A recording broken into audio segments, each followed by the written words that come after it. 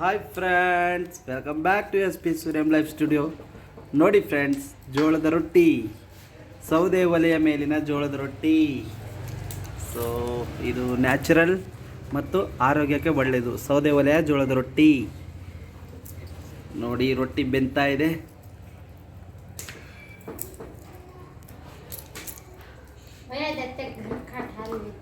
ಜೋಳದ ರೊಟ್ಟಿ. ಸೊ ಇಲ್ಲಿ ನೋಡಿ, ರೊಟ್ಟಿ ರೆಡಿ ಆಗಿದೆ. ಇದು ರೊಟ್ಟಿ ಪುಟ್ಟಿ ಫ್ರೆಂಡ್ಸ್. ನೋಡಿ, ಇದು ರೊಟ್ಟಿ ಪುಟ್ಟಿ. ಸೊ ಈ ಥರ ಜೋಳದ ರೊಟ್ಟಿ ಇರುತ್ತೆ. ಸೊ ಪ್ಲೀಸ್, ಹೊಸದಾಗಿ ಯಾರು ನೋಡ್ತಾ ಇದ್ದೀರಾ ದಯವಿಟ್ಟು ಸಬ್ಸ್ಕ್ರೈಬ್ ಮಾಡಿ, ಸಪೋರ್ಟ್ ಮಾಡಿ. ನೋಡಿ, ರೊಟ್ಟಿ ಬಂದು ಪುಟ್ಟಿಗೆ ಬಿತ್ತು, ರೊಟ್ಟಿ ಪುಟ್ಟಿ. ಸೊ ಈಗ ನೋಡಿ, ಇನ್ನೊಂದು ರೊಟ್ಟಿ ಹಂಚಿಗೋಯ್ತು. ಸೊ ಇಲ್ಲಿ ನೋಡಿ ಫ್ರೆಂಡ್ಸ್, ರೊಟ್ಟಿ ಮಾಡ್ತಾರೆ, ರೊಟ್ಟಿ ಲಟ್ಸ್ತಾರೆ ಮತ್ತು ರೊಟ್ಟಿ ಹೊಡಿತಾರೆ ಫ್ರೆಂಡ್ಸ್. ನೋಡಿ, ಪಟ ಪಟ ಅಂತ ಹೊಡಿತಾರೆ, ಕೈಯಿಂದ ಬಡ್ದು ಮಾಡ್ತಾರೆ ಮತ್ತು ಲಟ್ಸ್ತಾರೆ ಫ್ರೆಂಡ್ಸ್.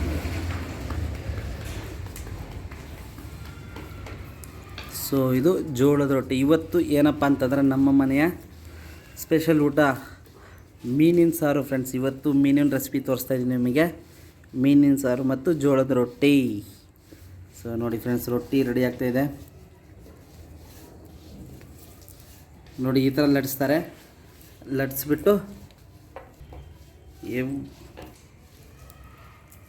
ನೋಡಿ ಲಟ್ಸೋದಾಯಿತು. ಈಗ ರೊಟ್ಟಿ ಬೇಯೋದೊಂದಿದೆ. ಸೊ ಅದನ್ನು ಚೆನ್ನಾಗಿ ಬೆನ್ಸಿ ನೋಡಿ ಹೆಂಗೆ ಕೈಯಿಂದ ತೆಗಿತಾರೆ. ಸೊ ನೀವು ಟ್ರೈ ಮಾಡೋಕ್ಕೆ ಹೋಗಬೇಡಿ ಆ ಥರ ಕೈಯಿಂದ ತೆಗಿಯೋಕ್ಕೆ, ಯಾಕೆಂದರೆ ಇವರಿಗೆ ಎಕ್ಸ್ಪೀರಿಯೆನ್ಸ್ ಇರುತ್ತೆ. ಸೊ ಅದರಿಂದ ತೆಗಿತಾರೆ. ನೀವೇನಾದರೂ ಟ್ರೈ ಮಾಡಿದ್ರೆ ಮತ್ತೆ ಕೈಗೆ ಸುಟ್ಕೊಳ್ತೀರಾ. ಸೊ ನೋಡಿ ಫ್ರೆಂಡ್ಸ್, ರೊಟ್ಟಿ ಬೆಂತಾ ಇದೆ. ನೋಡಿ, ಪ್ಯಾಂತರ್ಸ್ ಬಂದಿದ್ದಾರೆ ಆ ಕಡೆ. Hi panthers, hello, hi. ನೋಡಿ ಪ್ಯಾಂತರ್ಸ್ ನೋಡಿ ಬಚ್ಚಿಕೊಂಡು ಹಿಂಗೆ ಹಾಯ್ ಮಾಡ್ತವ್ರೆ. ಸೊ ಮೀನಾಗಿ ಸೇರಿ ರೊಟ್ಟಿನ ಲಟ್ಸಿದ್ರು. ಆ ರೊಟ್ಟಿ ಬಂದು ಪುಟ್ಟಿಗೆ ಬಿಡೋರು. ನೋಡಿ ಫ್ರೆಂಡ್ಸ್, ರೊಟ್ಟಿ ಪುಟ್ಟಿ, ರೊಟ್ಟಿ ಪುಟ್ಟಿ.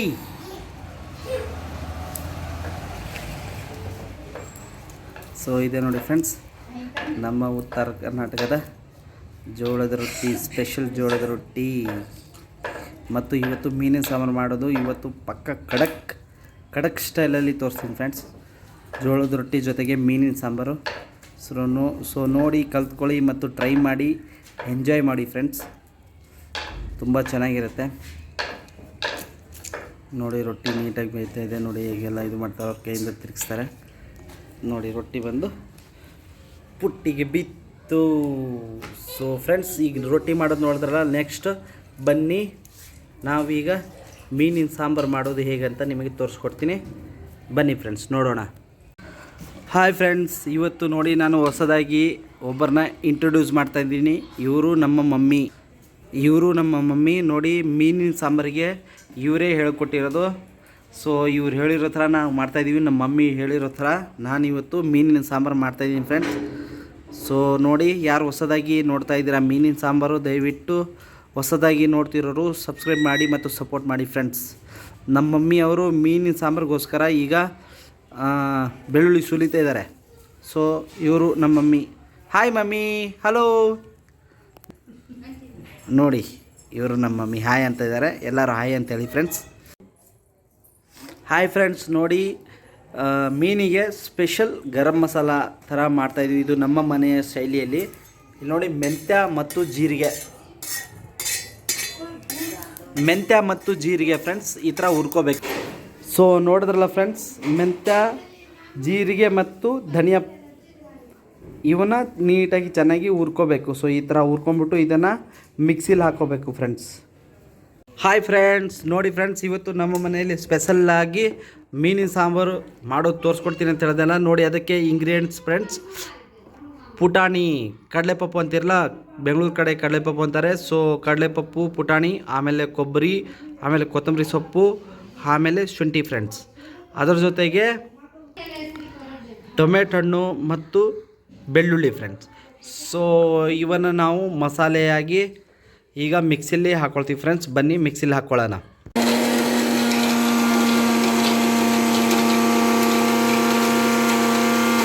ಹಾಯ್ ಫ್ರೆಂಡ್ಸ್, ನೋಡಿ ಈಗ ಮೀನಿನ ಸಾಂಬಾರು ಮಾಡಲಿಕ್ಕೆ ಮೀನು ರೆಡಿ ಮಾಡ್ಕೊಳ್ತಾ ಇದ್ದೀವಿ. ತೊಳ್ಕೊಳ್ತಾ ಇದ್ದಾರೆ. ಸೊ ಅದಕ್ಕೆ ನೋಡಿ ಫ್ರೆಂಡ್ಸ್ ಏನೆಲ್ಲ ಹಾಕ್ತಾರೆ ಅಂತ ಹೇಳ್ಬಿಟ್ಟು ಸ್ಪೆಷಲಾಗಿ ಇದು ನಾಟಿ ಸ್ಟೈಲು. ನೋಡಿ ಏನೆಲ್ಲ ಹಾಕ್ತಾರೆ. ಸೊ ನೋಡಿ ಫ್ರೆಂಡ್ಸ್, ಇದಕ್ಕೆ ಕಲ್ಲುಪ್ಪು ಹಾಕ್ಕೊಂಡಿದ್ದಾರೆ. ಅದಕ್ಕೆ ಒಂದು ಅರ್ಧ ಟೀ ಸ್ಪೂನಷ್ಟು ಅರಿಶಿಣ. ಇವೆರಡನ್ನು ಕ್ಲೀನ್ ಇದನ್ನು ಹಾಕಿ ತೊಳೆದ್ರೆ ನೀಟಾಗುತ್ತೆ ಮತ್ತು ವಾಸನೆ ಬರಲ್ಲ ಫ್ರೆಂಡ್ಸ್. ಸೊ ನೀವು ಕೂಡ ಇದನ್ನು ಟ್ರೈ ಮಾಡಿ ಒಮ್ಮೆ. ಸೊ ನೋಡಿ ಈ ಥರ ನೀಟಾಗಿ ಉಪ್ಪು ಮತ್ತು ಅರಿಶಿಣವನ್ನು ಹಾಕ್ಕೊಂಡು ಮೀನನ್ನು ತೊಳ್ಕೊಬೇಕು ಫ್ರೆಂಡ್ಸ್. ನಾನು ಇವತ್ತು 1 kg ಮೀನು ಯಾವ ಥರ ಮಾಡ್ತಾರೆ ಅನ್ನೋದು ತೋರಿಸ್ಕೊಡ್ತಾಯಿದ್ದೀವಿ ಫ್ರೆಂಡ್ಸ್. ನೋಡಿ ಮೊದಲಿಗೆ ಮೀನಿನ ಸಾಂಬಾರು ಮಾಡೋಕ್ಕೆ ಸ್ಟವ್ ಚಾಲು ಮಾಡ್ಕೊಳ್ಳೋಣ. ಈಗ ಪಾತ್ರೆಯನ್ನು ಇಡೋಣ ಫ್ರೆಂಡ್ಸ್.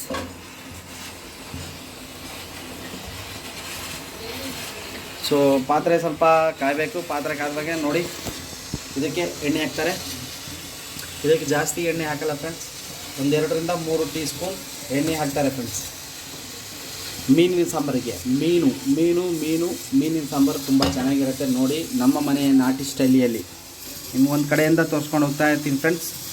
ಮೊದಲಿಗೆ ಚಟಪಟ ಎಣ್ಣೆ ಕಾದ್ಮೇಲೆ ಫಸ್ಟ್ ಹಾಕೋದು 4 ಕರಿಬೇವು ಸೊಪ್ಪು.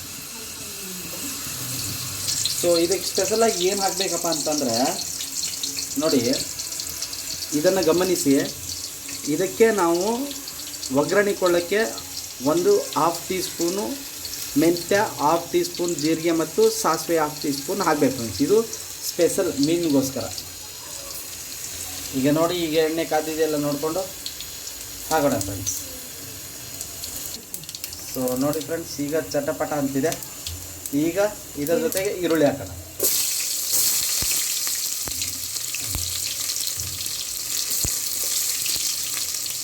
ಇದನ್ನು ಚೆನ್ನಾಗಿ ಗೋಲ್ಡ್ ಕಲರ್ ಬರೋರಿಗೆ ಚೆನ್ನಾಗಿ ಹುರ್ಕೋಬೇಕು ಫ್ರೆಂಡ್ಸ್.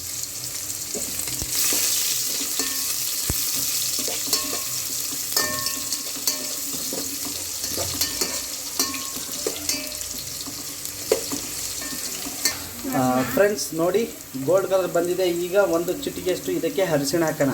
ಸೊ ಇದು ಸಾಂಪ್ರದಾಯಿಕ ಅಡುಗೆ ಅಂತಲೇ ಹೇಳ್ಬೋದು. ಯಾಕಂತಂದರೆ ಮೀನು ಊಟ ಮಾಡೋರಿಗೆ ಇದು ಒಂದು ಸತಿ ನೀವು ಟ್ರೈ ಮಾಡಿ ನೋಡಿ. ನೆಕ್ಕಿ ತಿಂತಾರೆ ಫ್ರೆಂಡ್ಸ್, ಬೆರಳು ನೆಕ್ಕಿ ತಿನ್ನಬೇಕು ಅನ್ನೋ ಟೇಸ್ಟ್ ತೋರಿಸ್ತಾ ಇದ್ದೀವಿ. ಸೊ ಇದು ಒಂದು ಸತಿ ತಿರ್ಸ್ಕೊಳ್ಳೋಣ ಫ್ರೆಂಡ್ಸ್ ಎಲ್ಲ ನೀಟಾಗಿ. ಅರಿಶಿಣ ಹಾಕಿದ ಮೇಲೆ 1 ನಿಮಿಷ ಹಿಂಗೆ ಚೆನ್ನಾಗಿ ತಿರ್ಸ್ಕೋಬೇಕು ನೀಟಾಗಿ. ಸೊ ಅರಿಶಿಣ ಅದನ್ನು ನೀಟಾಗಿ ಅಬ್ಸರ್ವ್ ಮಾಡಬೇಕು ಈರುಳ್ಳಿ ಮತ್ತು ಚೆನ್ನಾಗಿ ಗೋಲ್ಡ್ ಕಲರ್ ಬರಬೇಕು. ಸೊ 1 ನಿಮಿಷ ತಿರ್ಸಾಗಿದೆ. ಮಸಾಲ, ಸೊ ಫ್ರೆಂಡ್ಸ್ ನಿಮಗೆ ಇಂಗ್ರೀಡಿಯೆಂಟ್ಸ್ ತೋರಿಸಲ್ಲ, ಆ ಮಸಾಲಾನ ಹಾಕ್ಕೊಳ್ಳೋಣ.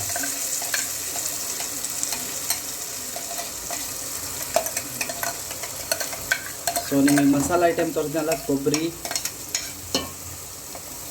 ಶುಂಠಿ, ಬೆಳ್ಳುಳ್ಳಿ ಎಲ್ಲವೂ ಏನೇನು ತೋರಿಸಿದ್ದೀನಿ, ಕೊಬ್ಬರಿ, ಬೆಳ್ಳುಳ್ಳಿ, ಶುಂಠಿ ಅದನ್ನೆಲ್ಲ ಹಾಕಿದ್ದು ಇದನ್ನು ನೀಟಾಗಿ ಅದರಲ್ಲಿ ಹುರ್ಕೋಬೇಕು.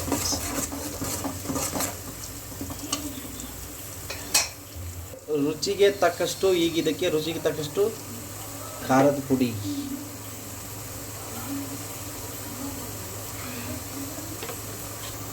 ಇದರ ಜೊತೆಗೆ ರುಚಿಗೆ ತಕ್ಕಷ್ಟು ಉಪ್ಪು. ನಿಮಗೆ ಖಾರ ಎಷ್ಟು ಬೇಕು ನೋಡಿ ಹಾಕ್ಕೊಳ್ಳಿ ಫ್ರೆಂಡ್ಸ್. ನಾನು 1 kg ಮಾಡ್ತಾಯಿದ್ದೀನಿ 2 ಸ್ಪೂನ್. ಯಾಕೆಂದರೆ ನಮ್ಮದಲ್ಲಿ ಮನೇಲಿ ಒಂದು 7 ರಿಂದ 8 ಜನ ಇದ್ದಾರೆ. ಸೊ ಅದಾಗಿ 1 kg ಸಾಕಾಗುತ್ತೆ. ನಿಮಗೆ ಎಷ್ಟು ಬೇಕು ನೋಡ್ಕೊಂಡು ಇದರ ಅನುಗುಣವಾಗಿ ಹಾಕ್ಕೊಳ್ಳಿ. ಈಗ ಇದನ್ನು ಒಂದು ಸತಿ ತಿರ್ಸ್ಕೊಳ್ಳೋಣ ಫ್ರೆಂಡ್ಸ್.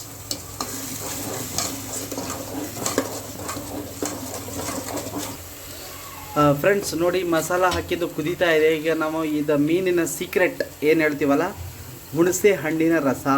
ಸೊ ಫ್ರೆಂಡ್ಸ್ ಈಗ ಇದಕ್ಕೆ ಹುಣಸೆ ಹಣ್ಣಿನ ರಸ 1 kgಗೆ 1 ಲಿಂಬೆಹಣ್ಣು ಗಾತ್ರದಷ್ಟು ನಾವು ಮೊದಲಿಗೆ ನೀರಲ್ಲಿ ನೆನೆ ಹಾಕಿದ್ವಿ ನೋಡಿ. ಸೊ ಇದನ್ನು ನೀರು ಮಾಡ್ಕೊಂಡು ಚೆನ್ನಾಗಿ ನೀಟಾಗಿ ಸೋಸ್ಕೊಂಡಿದ್ವಿ. ಅದನ್ನು ಮಸಾಲದಲ್ಲಿ ನೀರಲ್ಲಿ ಹಾಕ್ಕೊಂಡು ಈಗ ಇದನ್ನು ಕುಕ್ಕರ್ ಕುದೀತಾ ಇದೆ. ಸೊ ನೋಡಿ ಫ್ರೆಂಡ್ಸ್, ಈಗ ನಾವೇನು ಹುಣಸೆ ಹಣ್ಣಿನ ರಸ ಬಿಟ್ಟಿದ್ದೀವಿ.